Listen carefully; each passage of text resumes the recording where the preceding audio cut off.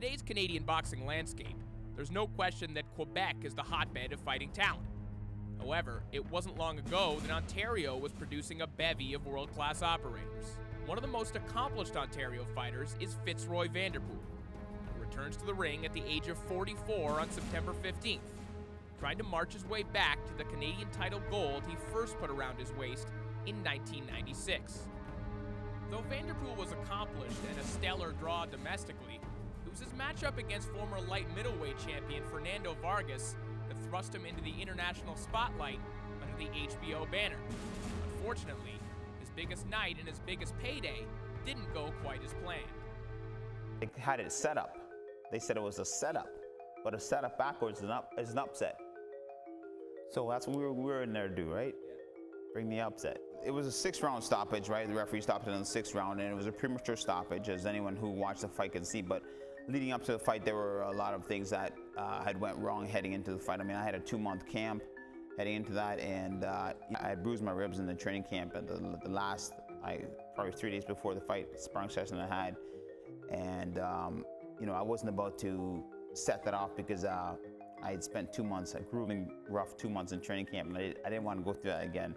So I thought, you know, I'm just going to wing this and, you know what, make the best of it. As you see in the canvas on the fight, you know, I kept slipping on the canvas because the Miller High Life logo was so slippery. My boots, I kept slipping on that. There were just a number of things. But like I said, you know what, I did what I could in the situation, and you know what, I'm thankful, you know, that I had the opportunity to fight one of the best in the world, Fernando Vargas.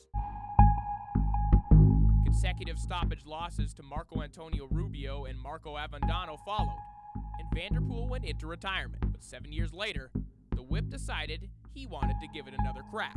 Naturally, a 44-year-old coming off of 3 losses and a 7-year sabbatical can't just decide to get back into the ring. Vanderpool had to go through extensive testing from the Ontario Athletic Commission in order to be licensed as a professional once again, though he believes it might have been a tad excessive. A lot of testing needs to be done, and for myself, the unfortunate thing is because in my situation, it was a little tougher because I was knocked out in my last fight, TKO'd, so to speak. So I had to go through an extensive testing, EEGs, EKGs, CAT scans, neurological examination, neuropsychological, like, I mean, you name it, I did it all. And, you know, it was all to make sure that my head was okay. And it was perfectly fine. I knew what happened in my last fight, you know, that my head was fine.